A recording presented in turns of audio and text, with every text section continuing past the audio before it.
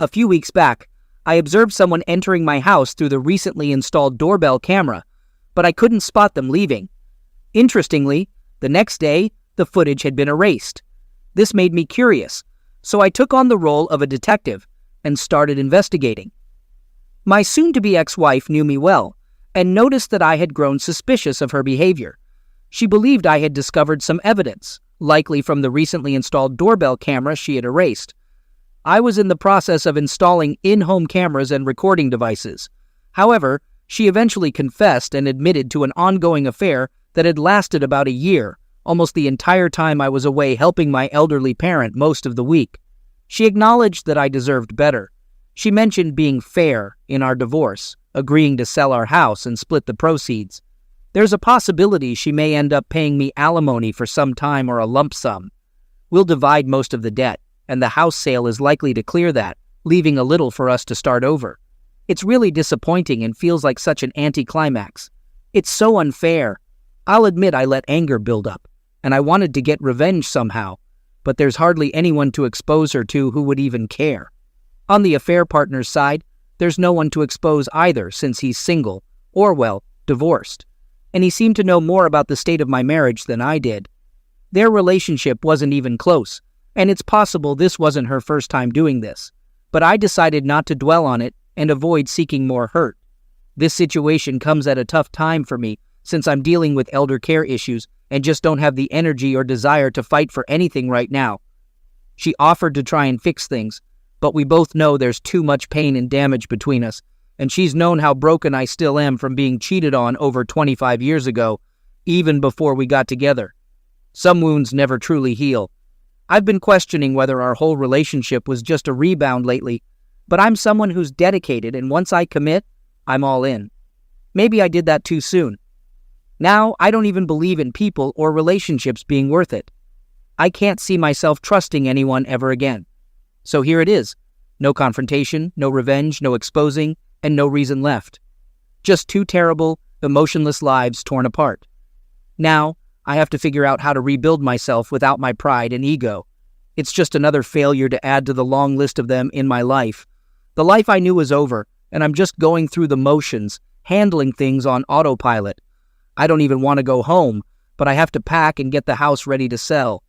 Then I'll need to find an apartment, but I don't even know where I want to live. It's all just so lousy. I wasted more than half my life on someone. The road ahead seems like a void, and the only reason I get out of bed is to take care of my parent. At least not having kids is a blessing, because once the divorce is done, I won't have to be in contact with her, but that will take time. Every time I hear her voice, it just brings back the pain again. My way of hurting myself is by looking back at all our pictures and reminiscing about the otherwise good times we had. I just don't understand why I'm so stuck in the past, mourning something I thought I was ready to leave anyway. I lie awake at night analyzing everything I did wrong and feeling like I was never good enough for anyone. I question why I deserve to be treated poorly and why my life is so crappy. It feels like I'm always on the losing end. Now, I'm old, broken, and feel undeserving of this crappy life. I have no hopes and dreams, just alone in my own thoughts. More thoughts from later last night. She hasn't even reached out to me since I left. Even though I told her not to, I meant it, and I guess she knew that. But there hasn't been a single sorry or are you okay from her. Is she just sitting at home, acting like it's just a regular Tuesday? Or maybe not. During the Christmas before last, we were discussing how we ended up with a dead bedroom.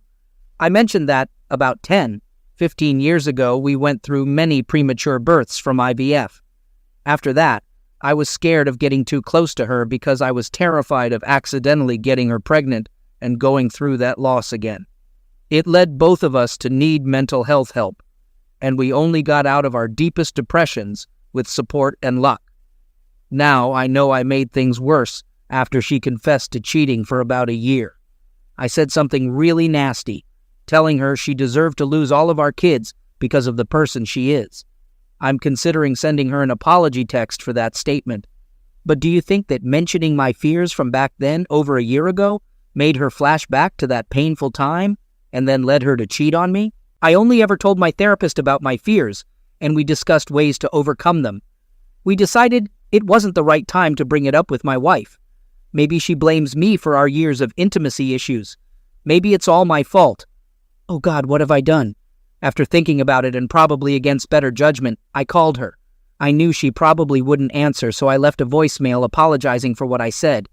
I admitted it was hurtful and not true. I'm sorry we ended up here, but I know it's over. Let's handle this like mature adults, not like the 20-somethings we were when we met. I told her I hope she finds what she needs and left it at that. Last night my wife called me. She appreciated my apology and knew I said those things to hurt her. We didn't talk much, just some apologies and blah blah blah. I mentioned I'll be coming home this weekend, but need her not to be there. It was mostly civil, but I made it clear I don't care where she goes. I even suggested she stay with her boyfriend since that's who she wanted anyway. Of course, she denied it and kept saying she wants me back and that we can work things out. She pleaded for one chance, saying she's never done anything like this before and will do anything to make it up. I have to admit, all I want is to go back in time to any moment from the past year, or even the worst times in our lives, instead of now. But this time I stood my ground and told her I don't see a way for us to be together now. A whole year has passed, and I can't imagine feeling the same way for her. I only asked one question about it, how many times. She stayed silent for a while, but I didn't say anything. Finally, she asked if I really wanted to know because she didn't want to hurt me even more. I just said I need to know. And that's when she shattered me even more. She said it was only a few times in the beginning, but after about a month, it became almost every day I was away, and even some weekends, for about 6 months. In the last few months, it was about once or twice a week when I was away.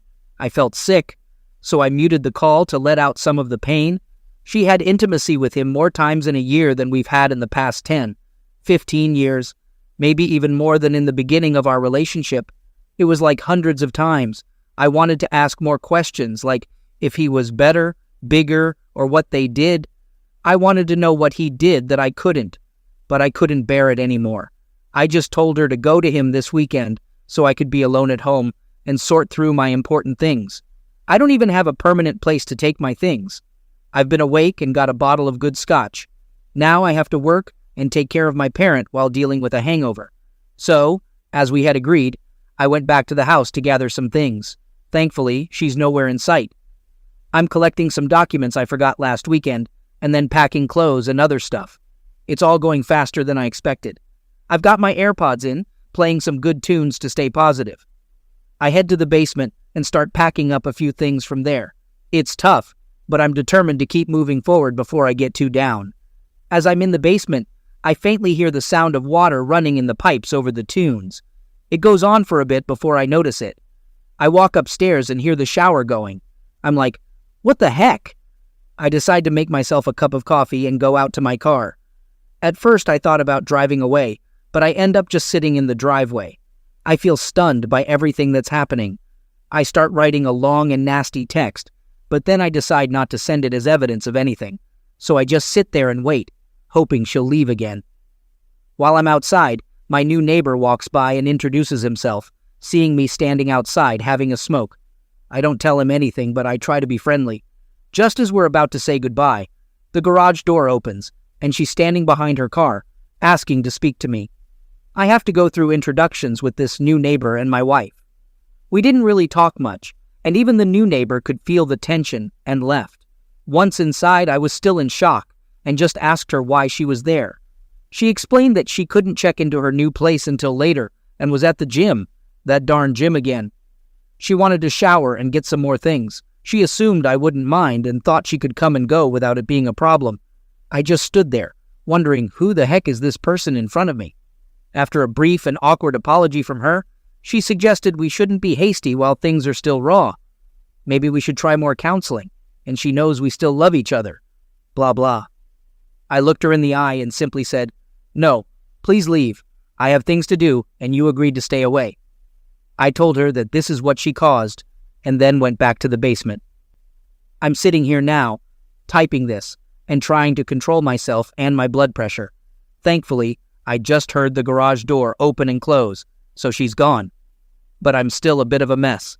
I want to get back to packing, but my bourbon collection is staring me in the face. I'll admit, I already had one good drink earlier. If I have another this early, today will be even more of a bust. All right, Here's what happened. Sunday came after another night of no sleep, just packing and feeling so miserable. It was all so tough, going through memories, pictures, and things we chose together.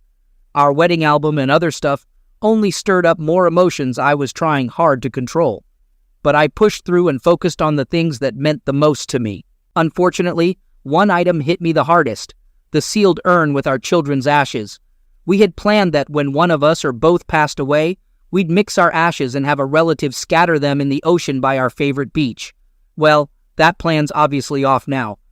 But here's the thing. I don't know if it's wrong that I want it with me.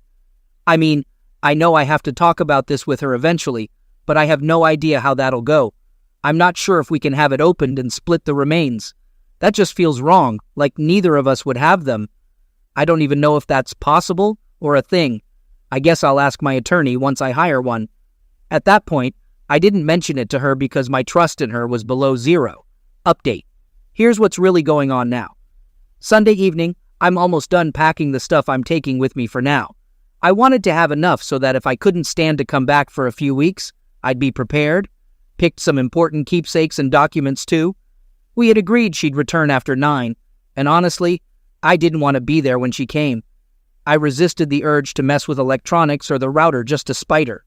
I felt like, for once, I was being the bigger person, thanks to some supportive calls from a friend and messages here and there. So it's around 7, and I'm loading the last bits into my car. Guess what? No surprise here, she shows up, looks a bit shaken, but nowhere near as bad as I felt inside. She starts talking about how it seemed like I was ready to leave again, and if I could at least talk to her. I was already annoyed that she was there, and I tried to be strong, but I knew it wasn't easy. I told her I didn't want to be too late, and I needed to get back in time to relieve the weekend help with my parent. I only had a few minutes, but if there's something important, she can tell me, and if necessary, I can call her while driving. She said she understood and really wanted to talk about what happened this weekend without me getting angry. She claimed she spent the weekend alone, but I'm not sure if I believe that. She was thinking about everything that happened and what she did to us. She knew I couldn't forgive her, but she said she still loves me and will always be in love with me. She knows I don't believe her now, but she's angry with herself for hurting me so badly and destroying the man who loved her unconditionally and was always there for her. I was trying my best not to shout, sob, hug her, or anything, and just gave her a stoic look of indifference. I'll admit I failed. My eyes watered up, but I struggled not to let the tears fall. Yeah, I failed at that too. I didn't really say much. I just listened and hoped to leave after she said what she needed to. I listened to her saying many things and justifications, reasons why she thought she did this for so long, why she didn't stop herself, and why she thought I didn't care or was cheating on her. She thought I must have been cheating for so many years and that we had become like roommates. Despite everything, she still knew I was the only man she wanted to spend her life with. She wanted to confess to me many times, but she knew I would never be able to accept her back if she told me what she did. She kept insisting that it was all her fault and not mine. She said she'd seek counseling to understand why she did all this for so long. She felt our life together was ruined because she had everything she wanted and believed she could live without intimacy. She seemed to have accepted that. She even told me I could be with other people if I wanted, which sounded like typical cheater talk. But then she confirmed my suspicions.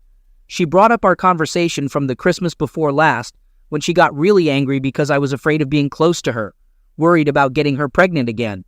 She thought I used IVF as an excuse and believed I never truly wanted her or a family, especially since I didn't want to adopt. She was upset, feeling that closeness and family were missing from our life, and she blamed me for keeping them from her. She was angry because she thought I blamed her for our child losses and lied about it. She felt I was disgusted by her for losing them and couldn't forgive her. However, she claimed she loved me enough for both of us all those years. When my parent got sick and was out of the hospital, she thought I was using it as an excuse to avoid her. All of a sudden, it clicked in her head, and she realized her worst fears were true. She just wanted to feel loved, but she believed I didn't love her and had been lying the whole time.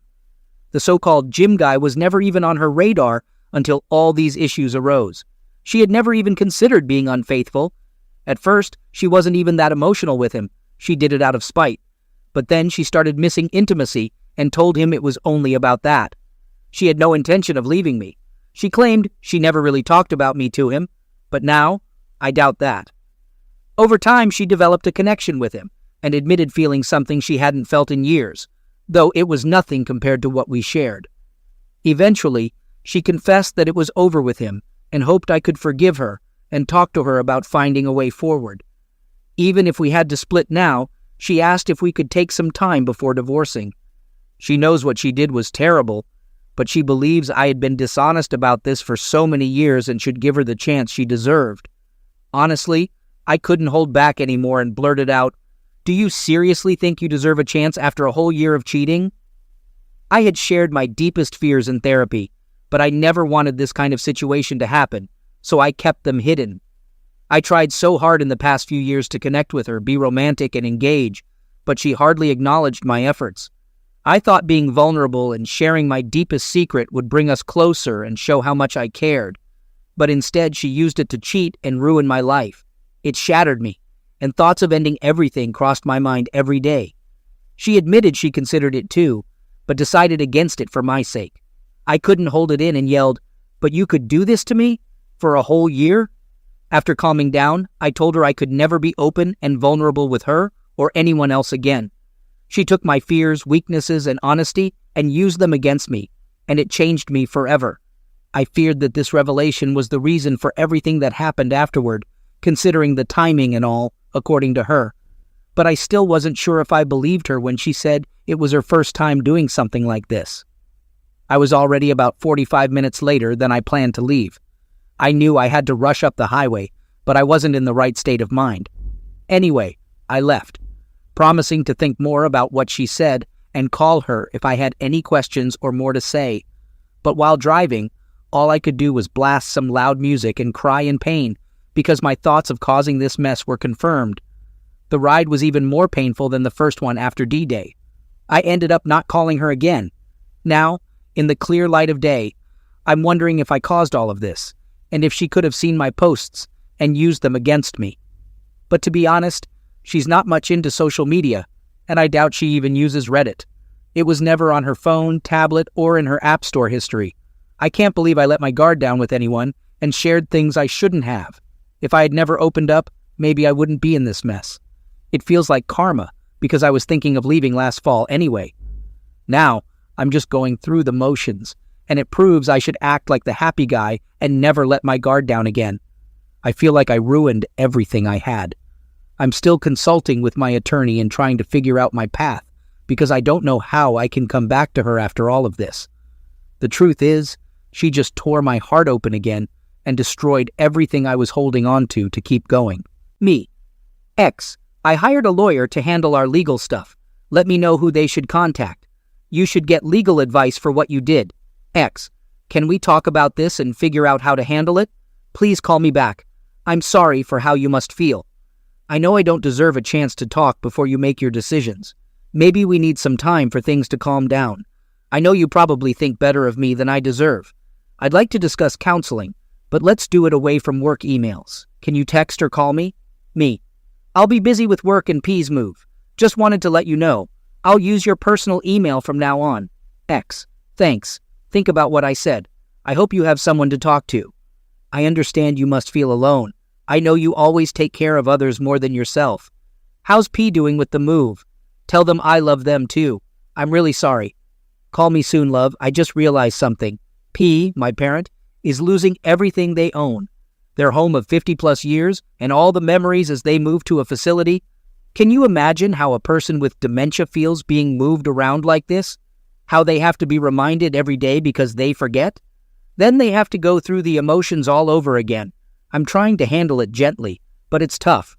We're figuring out what they really want to keep.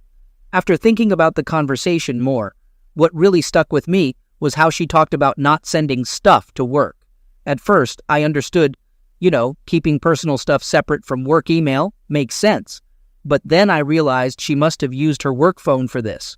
Her personal phone was always pristine, and I even updated it for her when she got a new watch last Christmas. I guess I could still have overlooked something, though. Anyway, off we go. Update. It's been around a month since my last post about the mess my life and my WW, wayward wife, have become. I'm sharing this update because things have both improved and worsened at the same time. If you're interested in the whole backstory, you can check my post history for all the details. But to keep it short, my wife of 25 plus years cheated on me for about a year while I was away taking care of my elderly parent most of the week. On the bright side, my parent has been in a care facility for a bit over a month now, and they seem to be adjusting pretty well. I visit them often, and they are generally happy to see me and still recognize me most of the time. I've also handled packing and selling all their stuff and hope to close the real estate deal this week. As for me, I found a better place to stay temporarily. I'm crashing at a friend's place who lives close to work. It's working out well for now, and I considered getting an apartment right away, but this arrangement is doing the job for the short term. Now let's talk about the rest of it. I did serve her with divorce papers, but her lawyer responded in a confrontational way. Recently, I had to deal with a maintenance issue at our old home. It wasn't too serious, but it needed quick attention. Luckily, she wasn't there when I arrived to handle it. I met with the contractor, fixed the problem, and hoped to be gone before she returned. It took a few hours, but I managed to move things around and get it done. But of course, my luck couldn't stay that good. Later that day, I got a call from a doctor saying she had been admitted to the hospital.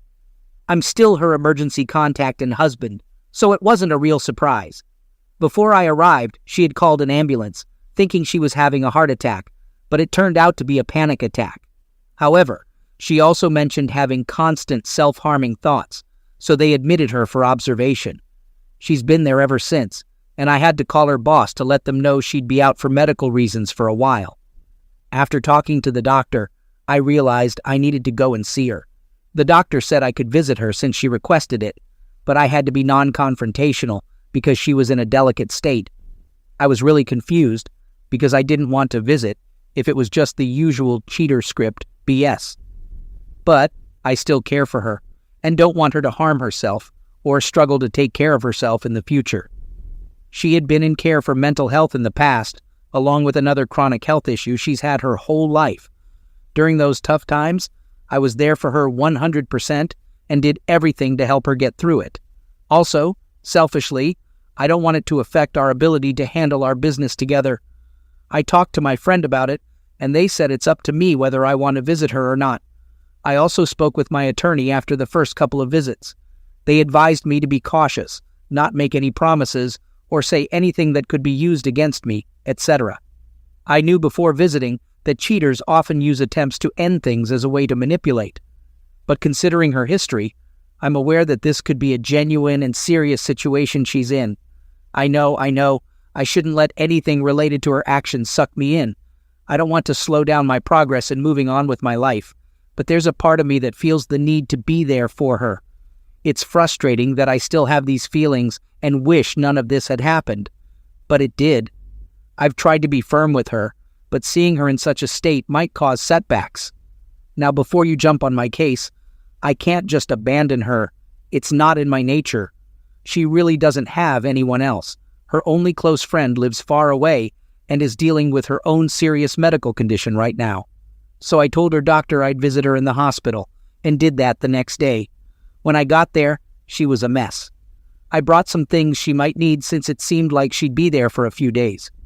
When I arrived, she was still sleeping with an IV and monitors, but they didn't seem related to mental health. I thought maybe it was dehydration or something, but seeing her sleep brought back memories of how beautiful and peaceful she looked, like the person I used to want. As I sat there watching her, all the anger and betrayal feelings came rushing back, but I kept it together. Eventually she woke up, and she was surprised to see me. She begged for a hug and forgiveness, but I told her I was there to make sure she was okay, and that I was worried about her. I didn't want to talk about us. We managed to be civil about it all, but there were a lot of tears on her side.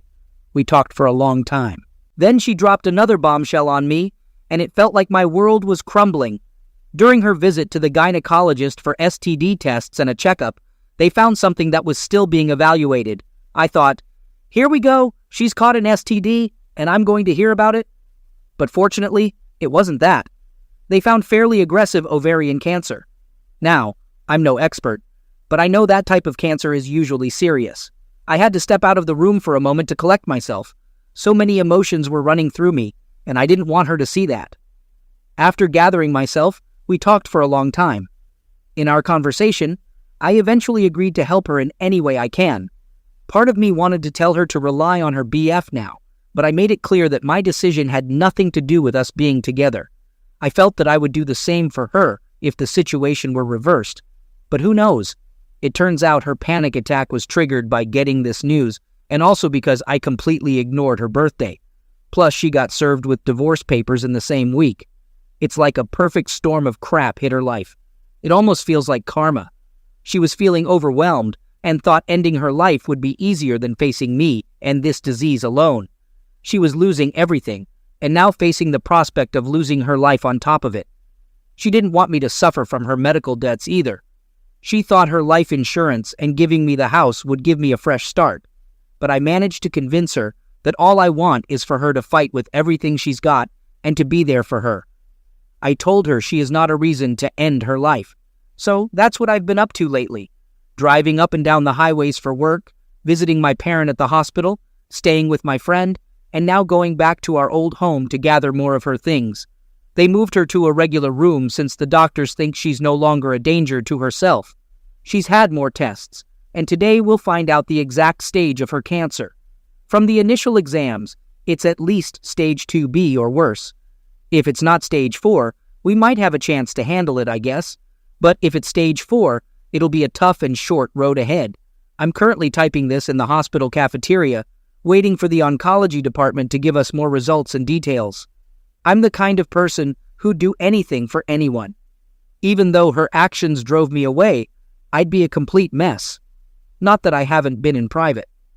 But once again, I'm trying to be strong for both of us and staying optimistic, which is totally against my pessimistic nature.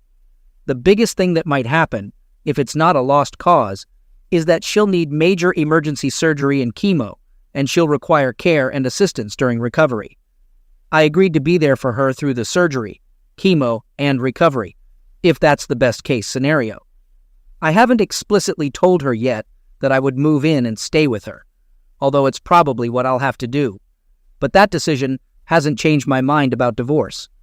I talked to my lawyer about what all this means for our separation, and if we can still be considered separated during this time. They said we can treat this as an in-house separation as long as certain things don't happen, which would be impossible anyway. My other concern is how I can avoid being responsible for part of her medical debt from this situation, as it's likely to delay our divorce proceedings. They told me we can amend our settlement agreement, but she would need to agree that none of this is my liability. So the question is, can I take care of her through this, avoid getting emotionally connected again, and still move on with my life, no matter how this situation comes to an end? Update. For those who are still interested, I finally met with the doctors. It's stage 2B and has spread, but the tumors are still small and haven't reached the bladder or other distant organs like the liver, which is almost impossible to cure. She will undergo serious surgeries and chemo. I had already made up my mind that I would support her in her battle, no matter what she did. I can't just leave her to face this alone without any support. I know some might say it's not my responsibility anymore, but I guess I can't be that cold-hearted person I initially thought I could be, and I don't care what others think. I'm doing this for myself. Despite supporting her through this, I will continue with our separation and divorce. Unfortunately, I'll likely have to move back in temporarily for in-house separation to help her for a while. I've discussed this with my attorney, and they understand my position. They say we can still consider it as separated time, as long as we don't sleep together, which won't be a problem for various reasons. We also need to agree that she won't make the process more difficult, as it seemed to be her original plan. I'll make sure she understands that my support comes with the condition that she doesn't contest or drag out the process. I'll agree to give her time to get better situated. I might feel guilty, like I'm bargaining with her life, but everyone has their limits. She'll undergo surgery in the next few days for additional biopsies and a major operation. The treatment plan is aggressive, but it's better to stop the spread now. I don't need more details than that. As my post title says, her cheating may have saved her life, as she would likely have caught this too late otherwise. So I guess someone in this situation gets a win. I appreciate all the comments and advice. I know they come from a place of support, But ultimately, the choices are mine to make. I just want this part of my life to happen and eventually end. After this, I can't keep feeling obligated to anyone besides my parent. Attachments only seem to bring pain, but I guess, in the end, it's my fault for getting attached in the first place. I'll continue to monitor this account and might make updates, but for now, I guess this is the path I have to walk. I've been at the hospital with WW since yesterday morning, and it's been really rough, just like everything else that's been happening. First of all, she's in a bad state. During surgery, she coded, and they had to stop it because her blood pressure was uncontrollable, among other issues. The surgeon did remove a lot of the cancer, but not all of it. She'll need more surgery, but it's too risky right now. Last night, she even had a seizure that caused more damage and bleeding, so they had to take her back into surgery, even though it wasn't initially recommended to stop the internal bleeding. She came out of that surgery earlier this morning, but has been in and out of consciousness. The medical team is doing everything they can to prevent a stroke. I'm not sure if she'll make it, and I've been running on no sleep for 2 days, imagining the worst. She's a bit more stable now, but it's still a very delicate situation. Adding to the stress, while waiting for her initial surgery, I used her work phone and saw a message from her affair partner a few weeks ago from an unknown number. I noticed she had blocked his other number, but I kept their conversation as evidence. In the message, he was asking how she was and apologizing for how he treated her the last time they saw each other. There's a whole story there that I don't want to go into, but basically, I tracked down the guy involved, and things got messy and dangerous. He contacted her, and she agreed to meet him to avoid legal trouble, but it happened anyway. That was almost a month ago. I did see her response to him, where she said he was the biggest mistake of her life. She regretted meeting him, and she wanted no further contact. She even asked him not to reach out for everyone's safety. I don't take this as significant since I found it myself, and she didn't admit anything to me, so I guess she still has her secrets. I managed to go through everything, including her work emails and personal accounts. I even looked back far before last year, and I found nothing suspicious before then. But it doesn't change my mind about the divorce or helping her. I'm just ranting because everything is messed up right now. She might live or die without ever knowing that I know this, and the only thing it proves to me is that she's still capable of lying to me. I don't even know if we'll ever get the chance to talk about it. I guess it doesn't really matter at this point anyway. I might be done with my posts now because nothing else really matters if she's not alive or has some brain damage or is in a worse state than expected. I'll still do whatever I can for her and hope for the best. But honestly, I tend to expect the worst. The best thing I can hope for is to get some actual sleep before the end of the week. Update. So here's the latest episode of my crap show today. WW's condition has been up and down, mostly down. They think she had a small stroke, but she's still hanging on and slightly improving over the weekend. While she's not out of the woods yet, doctors are a bit more optimistic. She's been conscious more, but in a lot of pain and on some strong meds. They moved her from intensive care, and she'll probably go into rehab before coming home.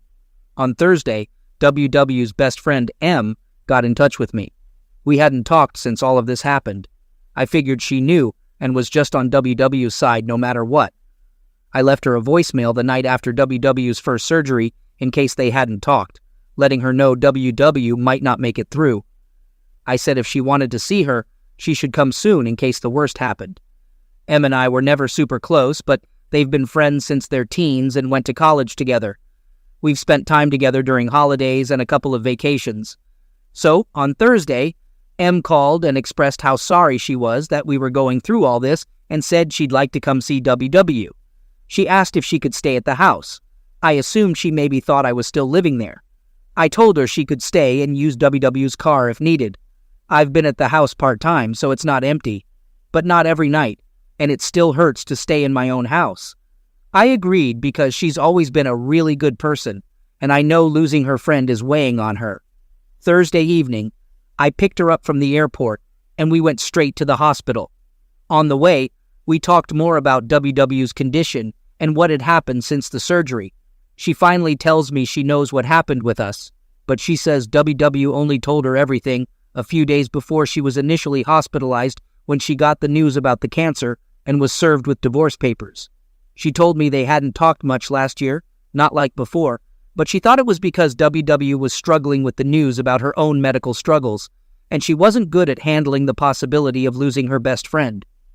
The crazy part was that she had shared her suspicions with WW that her husband was cheating and how they were trying to work through it.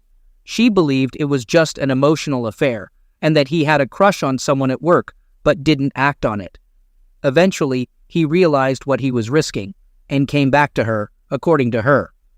I didn't say much about it, except to advise her to verify everything he was saying.